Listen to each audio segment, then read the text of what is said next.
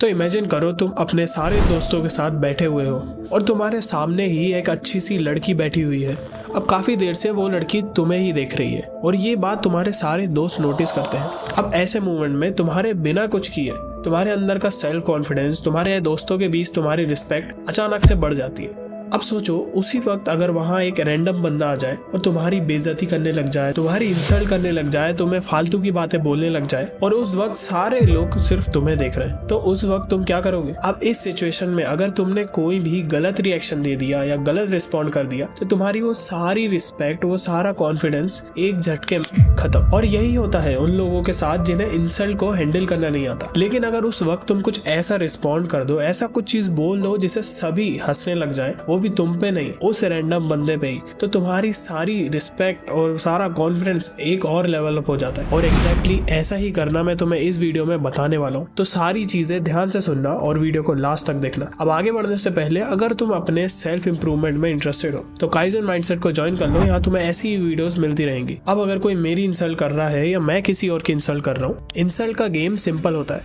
जो पहले रिएक्ट करेगा वो हार जाता है। रिएक्ट करना मतलब गुस्से में अपना कंट्रोल खो देना और वही कंट्रोल सामने वाले को दे देना। ज्यादातर कॉलेज में, फैमिली फंक्शंस में या ऑफिसेस वगैरह में दोस्ती के नाम पे या मजाक के नाम पे दूसरों की इंसल्ट करी जाती है, दूसरों का मजाक उड़ाया जाता है। और अगर उस मजाक और इंसल्ट के अगेंस्ट में तुम अगर गुस्सा हो गए तो तुम वही हार जाओगे। लेकिन तुम्हें चुप भी नहीं रहना है, बस तुम्हें इमीडिएटली कोई रिस्पॉन्स नहीं करना है। कोई भी रिस्पॉन्ड करने से पहले, कोई भी तुम्हारी इंसल्ट करता है, कोई मेरी इंसल्ट कर रहा है, तो तुम्हें पहले 2 से 3 सेकंड पॉज लेना है। एक पॉज जहां तुम कुछ नहीं बोलोगे, कोई रिएक्शन नहीं दोगे और इस 2 सेकंड के पॉज के अंदर ही तुम्हें ये सोचना है कि सामने वाले ने जो भी बोला है उन सब चीजों को एनालाइज करके ये डिसाइड करना है कि तुम्हें आगे रिस्पॉन्ड क्या करना है। मेनली रिस्पॉन्ड करने के लिए तुम्हारे पास 3 ऑप्शंस है: डिफ्लेक्ट, एजर्ट और साइलेंट रिस्पॉन्ड। अब यहाँ कोई भी तरह का रिस्पॉन्ड करने से पहले तुम्हें 2 सेकंड 3 सेकंड जरूर रुकना है, क्योंकि उससे तुम्हें सोचने का टाइम मिलेगा, प्लस सामने वाले को ये इंप्रेशन जाएगा कि यहाँ तुम कंट्रोल में हो। तो सबसे पहले डिफ्लेक्ट। डिफ्लेक्ट बस यही है कि कोई तुम्हारी इंसल्ट कर रहा है, वो तुम्हारी कोई पहचान का है, तुम्हारी फैमिली मीटिंग है, तुम फैमिली गैदरिंग में हो, अपने दोस्तों के बीच हो, वहाँ कोई भी रैंडम फ्रेंड तुम्हारा मजाक उड़ाने की कोशिश कर रहा है, तुम्हें भी उसी को एक जोक में कन्वर्ट करके सामने वाले के ऊपर डिफ्लेक्ट करना है। अब ऑफकोर्स हर सिचुएशन में चीजें अलग होती है, तो मैं तुम्हें 1-2 एग्जांपल दे देता हूँ। फॉर एग्जांपल, तुम अपने दोस्तों के साथ बैठे हो और एक बंदा तुम्हें बोल रहा है कि यार तू लाइफ में कुछ नहीं कर सकता, या तू लाइफ में कोई लड़की नहीं पटा सकता कभी। तुम उसे बोल सकते हो कि तेरी तरह इतना टाइम नहीं था मेरे पास कि मैं ये सारी चीजें सीख सकूं। या कोई तुम्हारे